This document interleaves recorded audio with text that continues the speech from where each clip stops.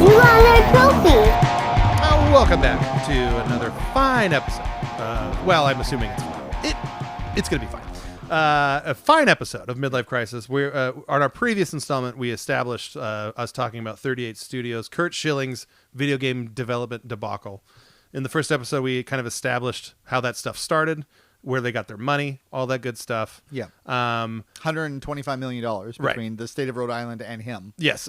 It's so fun to say that, too. It's like, the investors are famous baseball player and a state. The taxpayers. Yeah, it's the taxpayer. Yeah, constituents you're living in Rhode Island, and you're like, I've got to share 38 Studios. I've got looking at your interest. paycheck. What the fuck? Yeah, yeah, that's pretty sweet. But so now we're in part 2 here. We're gonna get into it. We're gonna get into the fall and all the other the bally. What is it? The pyro and ballyhoo, the spectacle of this whole thing. So Uncle Bob, please take it away. Okay, so when we last checked in with 38 Studios, they had $125 million of investments, $50 million from Kurt Schilling, right. $75 million from the good people of the state of Providence, the taxpayers and constituents of the state of And as we established, it's only like 9 people who live there, so right. they're each on the hook for like $10 million each. Busted. Yeah.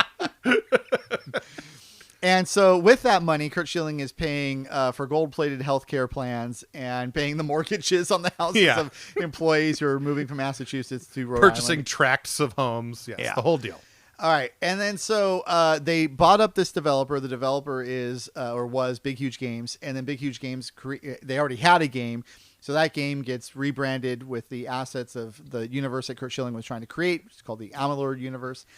And then the game, well, 2 things happen. One, the studio starts to run out of money. Surprisingly, it turns out when you lose $4 million a month, every single month, eventually you run out of money. And 2, the Kingdoms of Amalur game, the Big Huge Studios game, was getting ready to come out. And then so they're sort of counting on that game being a big deal to both attract outside investment. Hey guys, you can put money in our company. We know how to make a game. Mm-hmm. See this game that came out, and also just to bring in much needed revenue to keep the paychecks rolling. And then the game does come out, and as I said the prior episode, it's fine. Yeah, it's fine. It's an 80 out of 100. Isn't the game? It's published by EA, right? Oh man, that's a good question. Because I remember, if you want, we could do. I think you're right. No, you're right. You're right. It was EA, right? Yes, it was. Okay, so then at some point, there has to be some amount of money that's being exchanged. Obviously, it's a publishing deal. Yes. But if I remember it right, it was before EA was doing that. You know how they do like that side label where it's like EA, not Origins. That's the name of their stupid Steam knockoff. Very stupid. It's EA something like EA. EA Starter or some. I'm making that up, but there's a specific thing where it exists now and it didn't back then. But this was like the first example of them doing this kind of publishing thing, where like they kind of walk into a finished product, and then put their name on it, and then have their tools like their distribution, all the things that a company like EA would have that Kurt Schilling's company wouldn't have, and that's kind of what the relationship was. This is a good memory by you because sweet. I believe that that's true. I just did a whole bunch of research into this, and I think that is the case. So they would have maybe had a little bit of money from that, but the game sold. I think it sold 1.5 million copies in the initial run, and it's sold to date about 3 million. Which is actually pretty good. For it's pretty solid. First product, brand new IP. There was a couple times where I almost purchased that game. I'm just going to say that. It got my official review was I almost bought it. I played the demo, but then didn't actually buy the game. Sure. So, but it just wasn't enough. Yeah. And then, so the other thing that happened at the time is that, so Kurt Schilling at this point is out there being his charismatic self and trying to talk to all these publishers to try to get some money. And if you ask Kurt Schilling about it, he will tell you that he was close to a deal with Take-Two to get a cash infusion. Mm-hmm. Take-Two, for its part, has said, no, we were never close. Yeah, we were more interested in buying Rhode Island than than that. But either way, the governor of Rhode Island had changed from the governor that approved that did the deal to the new governor, who's also a 2016 presidential candidate, I believe, Lincoln Chafee. Oh yeah, I remember the name. And he hated the deal from day one. He was against it on the day that it happened, and he continued to be against it. Well, let's talk. Okay, before you go on, let's talk about the deal a little bit because Rhode Island is a tiny little state. Yeah, 9 people. At the time, we've established in part 1 that this is the big economic downturn of it spawned the Occupy Wall Street movement, all that stuff. People were suffering at that time. So super high unemployment. Here comes this lofty idea of like, well, we're bringing all these jobs to Rhode Island by way of this video game studio. Yep. But like, let's break that down a little bit. Like, why do you think Rhode Island thought that this would be a good idea? Like, how could they possibly see like a pot of gold at the end of this rainbow, so to speak? So there was a time, and you should remember this too, in the Great Recession, everybody was terrified it was going to turn into a depression. Oh, yeah. And there'd be soup lines and all the rest of that. And so everyone was turning to government and basically saying, look, I don't care if you're paying people to just like shovel dirt from one hole to another hole. Just give people jobs to have them doing something. Yeah. And it was remarkably bipartisan at the time, certainly in terms of the bailouts and all of that, especially compared to how politics is now, where they don't get it, they don't agree on anything. Right. So at the time, I don't think Rhode Island actually thought far enough ahead to think about oversight and is this going to work and can we trust? They were just like, this guy's going to come in.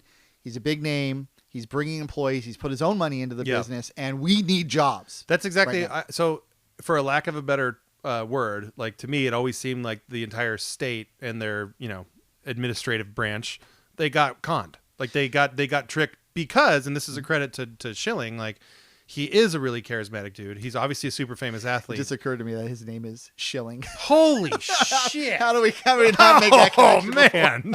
Yeah. Okay. Well, that takes all the wind out of my sails. We know exactly why this went down. It was his birthright. It was Kurt Schilling is doing the shilling.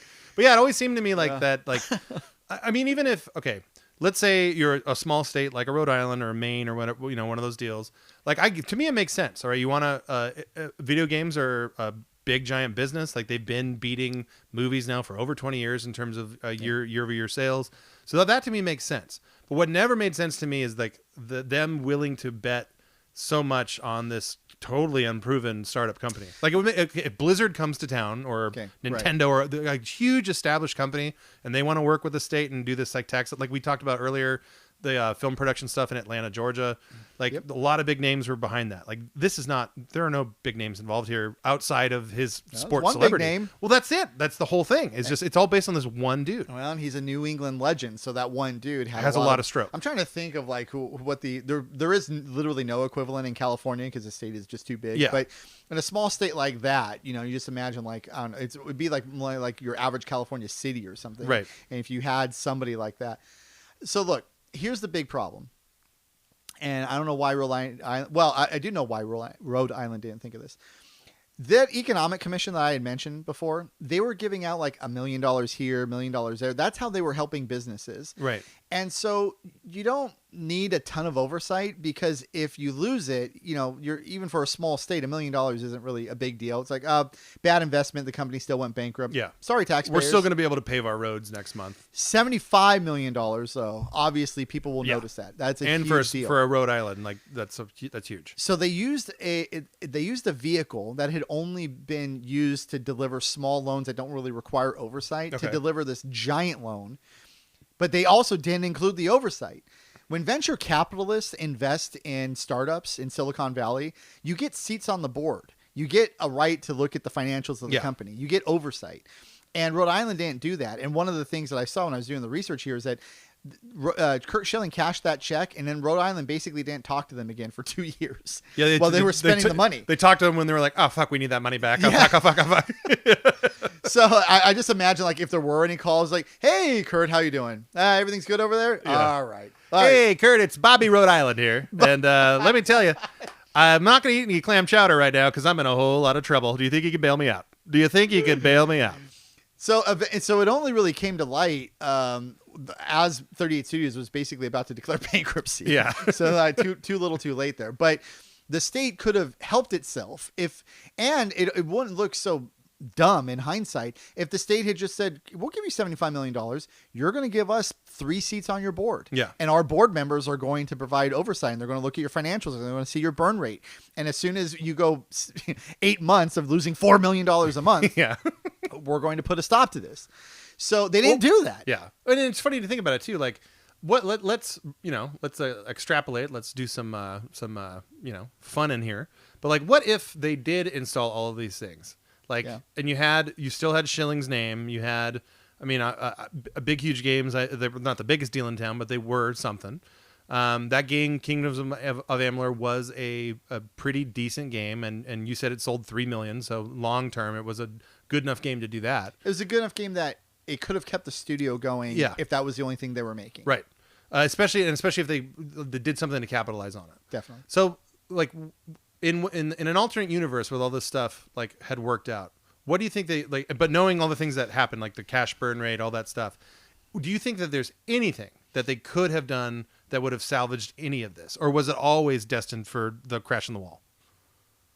No. Got it. And the reason is because they're just sort of doomed. It's almost like when you see those like butterfly effect movies, and it's like you make one decision, and it just leads you down a road that inevitably it's like you're fated to just die. Right.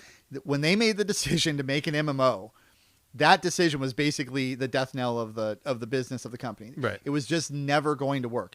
So let's say Rhode Island does put seats on the board and starts giving them oversight. All that's going to happen is that Rhode Island, especially because the board members would be made up of non-gamers. Yes, for sure. They're going to look at this like pre-alpha tech demo basically of an MMO, and they're going to see the burn rate, and they're going to be like, guys, a bunch of this going around. Yeah. Totally. Yeah, T-bars. Yeah.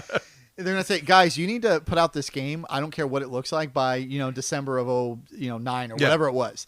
And then so what would have happened is 38 Studios would have put out a buggy, horrible, awful playing MMO that nobody would have bought, or people would have paid 1 month for. It would have been like, without a doubt, it would have it wouldn't have had the amount of hype behind it, but it would have been a Cyberpunk years before Cyberpunk was a thing. And then Kurt Schilling would say, like, that government over there, Rhode Island ruined my game. That's right. They forced us to release it before it was ready. Yeah.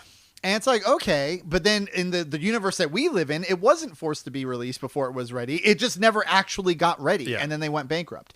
That's the danger of MMOs. They're the most complex, the most ambitious, and the most difficult to just be fun. And when it is fun, it's like, the gold pot at the end of the rainbow.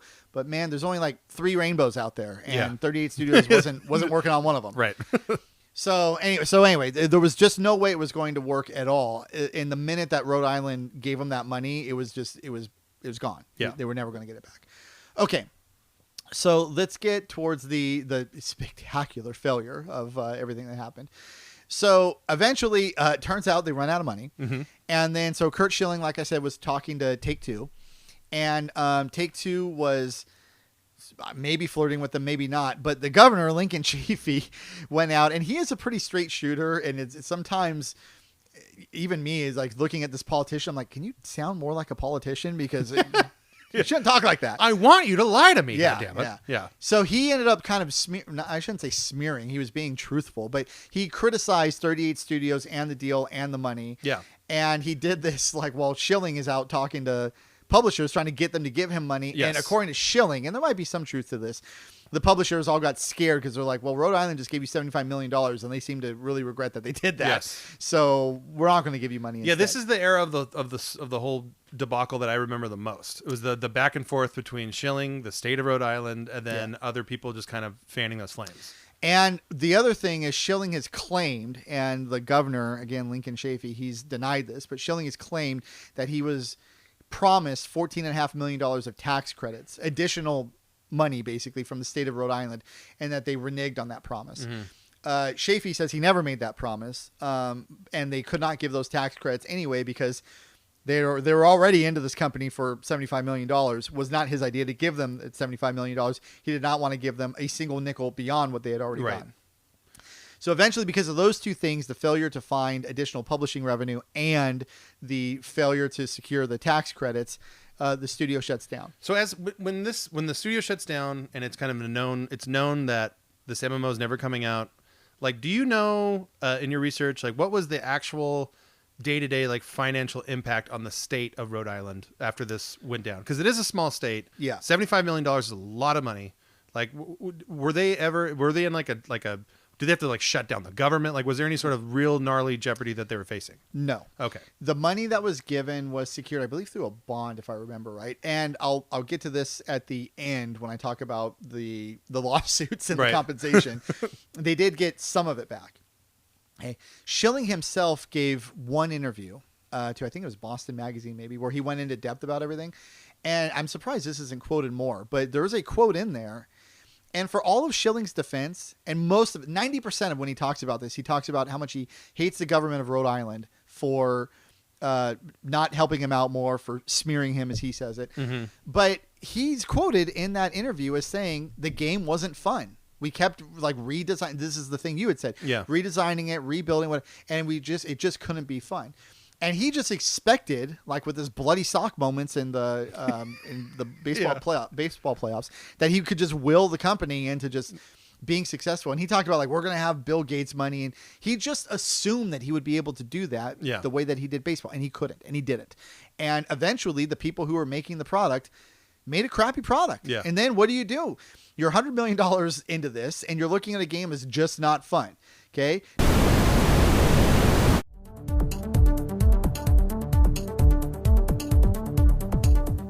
Golden Vitality Systems is your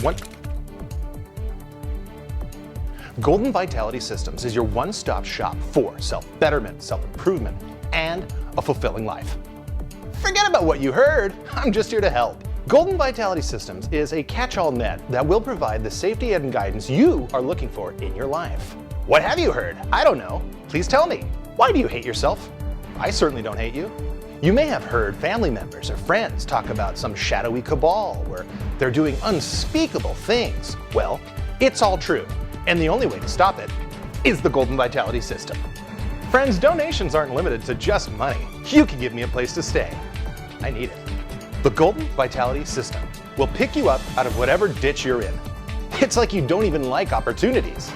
Golden Vitality Systems can fix all of the problems that you have and more. Problems that you haven't had yet, we can fix those. I'm so tired of you not giving me the money. What do you have against opportunities?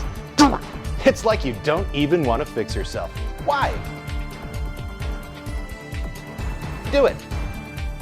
It's so easy. I do two things extremely well. I help other people, and I stay above board. Oh, I'll help you. I'll help you and your friends too. Oh, yeah. Golden Vitality Systems. Now, if you're Blizzard Entertainment and you do that, and it's called Titan, well, you can maybe spin that into Overwatch, and you've still got all these other properties, so you can still be a company. Well, and exactly, and even if you don't, like you're Blizzard, like you have a cachet, like they can have a. You have other revenue streams. Yeah, exactly. They have other revenue streams. Or you look at we talk about Nintendo on the show all the time, but there's been so many times throughout Nintendo's history where people would just be like, "Well, they're done. It's over now," and it's like, well. It would be over if they didn't have fucking $60 billion in liquid cash. Like they can afford several more Wii U's before they get another Switch. Decades of failure before. For sure. And Blizzard's not at that level, but they're not anything to fucking shake a broom at. That's for sure. Also true. So, it would be the equivalent of like you and I deciding right now that we're going to create a competitor to Microsoft Windows. We got it. We got it. Just give us $75 million. If you're out there, we're going to call it fucking Doors, dude. Try that on. So the state of Wyoming, I know you're watching.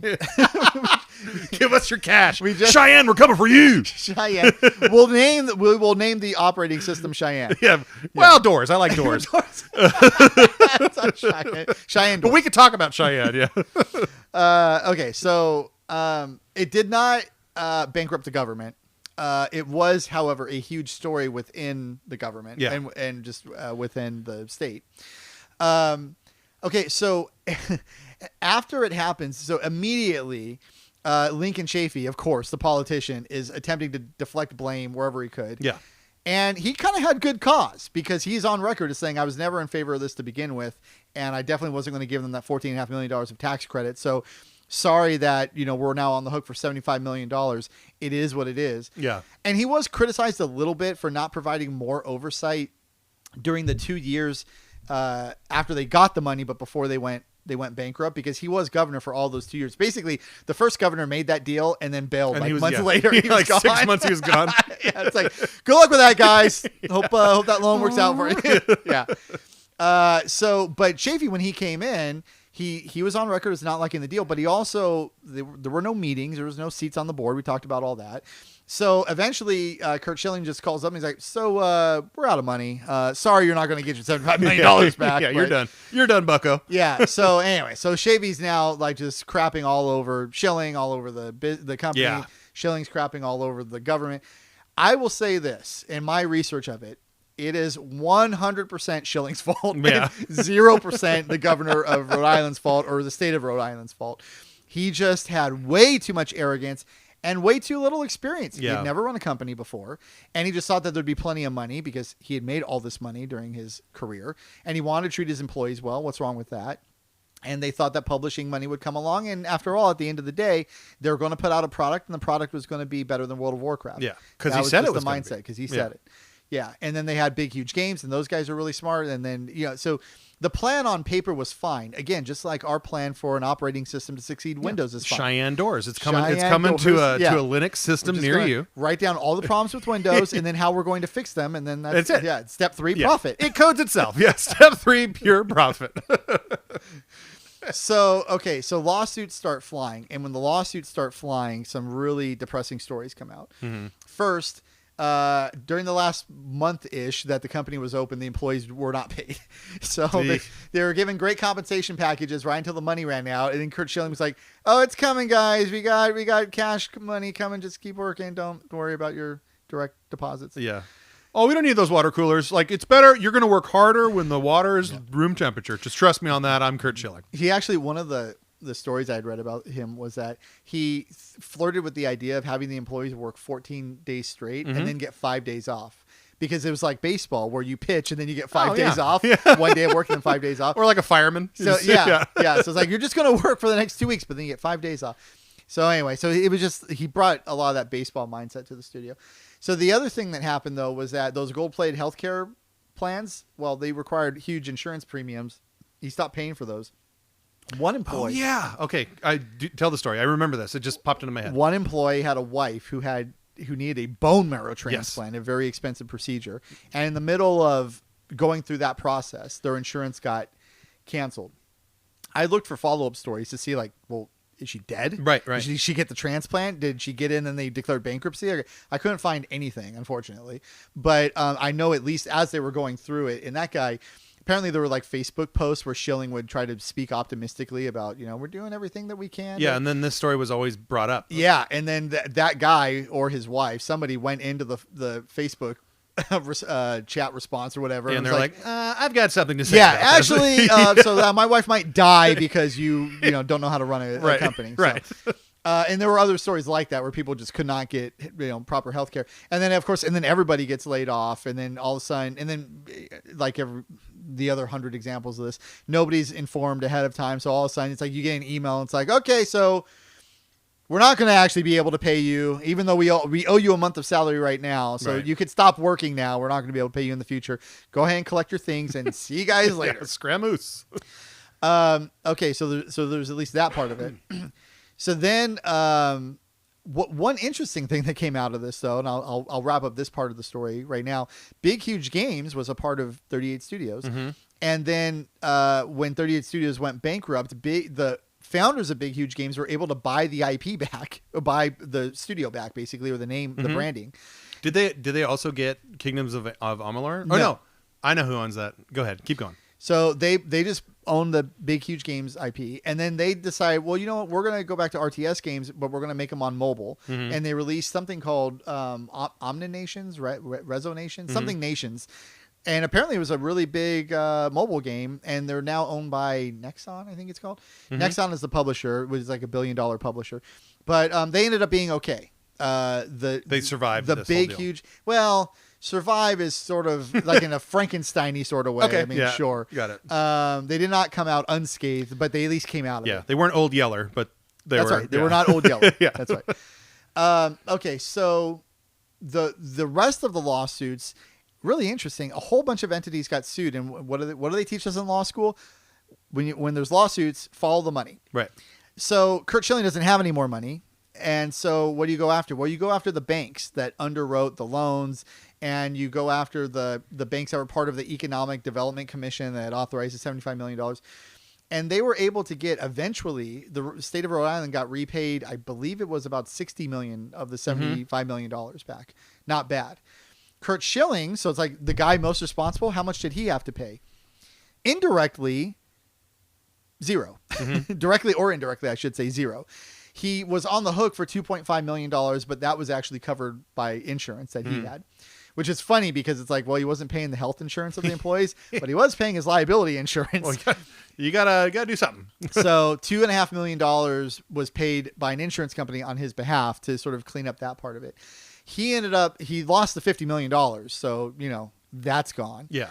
But he didn't lose his ass though. Like he still was a wealthy dude after all this, just a significantly less wealthy dude. Yes, that's right. Yeah, I mean, most rich people just get richer over time, and he's the exception to that because of this investment, and also his reputation just took a brutal hit. Yeah. He eventually went on to ESPN. He got fired for posting conspiracy nonsense on Twitter, including remember the Alex Jones crisis actors for Parkland? Oh yeah, I remember that. He retweeted. He was big on that. Him and Ronda Rousey, but Ronda Rousey's still working. Yeah. So Curt Schilling was retweeting stuff about that. Yeah. And now I think he still has like a radio show or a podcast, but well, he's a I don't know if he's still doing it, but semi recently he was a contributor for Fox News. I don't know if he does that anymore. He might have gone to like Breitbart even, but anyway, he's attempting to be a media personality. That's his pivot that he's been working on for a while. Continuing extremist entities. Right. And Major League Baseball has kept him out of the Hall of Fame, incredibly. Not because of anything related to this. This whole hour we've done on this crap is not even a part of it. Right. It's like all the other crazy crap that he's done in his life. All the other extraneous activities.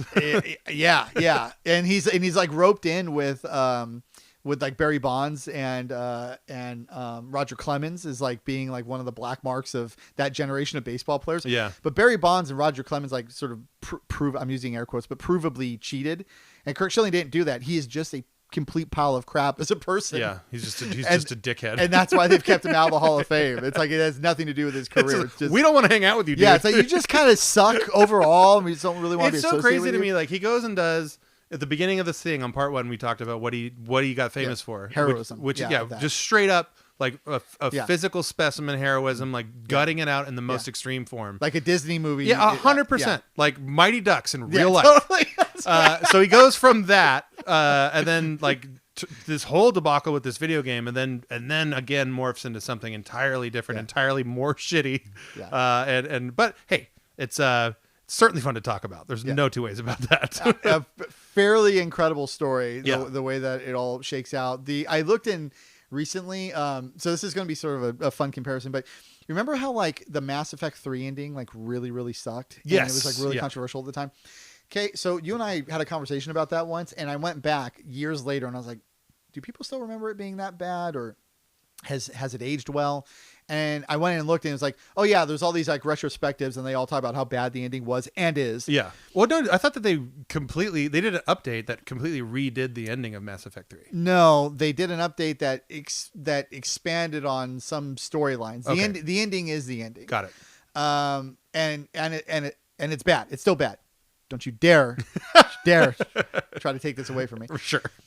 So anyway, similarly, I went back to look at the 38 Studios thing and Curt Schilling, and I was like, do people still remember? Is the reputation still that bad? Maybe people just thought he tried really hard and his heart was in the right place. And it's like, no, his reputation is still absolute scum inside video games, outside video games. Yeah. All the heroism of 2004 with Boston. And also, 2001, he was a hero before coming to Boston because of what he did for the Diamondbacks in 2001. And also when he was pitching in that World Series, that was right after 9/11. Yep. And so there was all this patriotism, and baseball is such an American thing. And so fuck yeah. Everybody was watching the World Series, and the Yankees are in it. I was watching that shit. Yeah. I hate baseball. Right. So, and he pitched his team he pitched 3 freaking times in 9 days, which is a lot. In 2001. So he's already a hero from that. And then he does this Red Sox thing, and he's reaching like stratospheric heights of popularity. Yeah, like mythological, like Paul Mythological Bunyan is shit. absolutely correct, all of it. And then he fell. Yeah. And now he's like some joke on some media outlet. Yeah, it's crazy. It's a really and it's really a story about like whatever he believes in is whatever he believes in, right? But like to me, like he did what he did in terms of like his athleticism and that story, and then he did what he did in terms of being a video game developer. The wrapping around the whole thing is that he's just an asshole, and he can't like he just can't get out of his own way with it. And like there's lots of people like that we can sit here and pick out and pluck out like famous examples of people that just couldn't help but screw themselves over with their shitty attitudes. Totally. And he's absolutely one of these people. And you can be that way. But if you're really good at the thing that you do, 100%. like Michael Jordan is described that way. Yes, yeah. Okay. But Michael Jordan also has been successful in everything he's ever touched. Ever. Yep. Except for the Charlotte Bobcats, who have been utter failures on the basketball court under his ownership.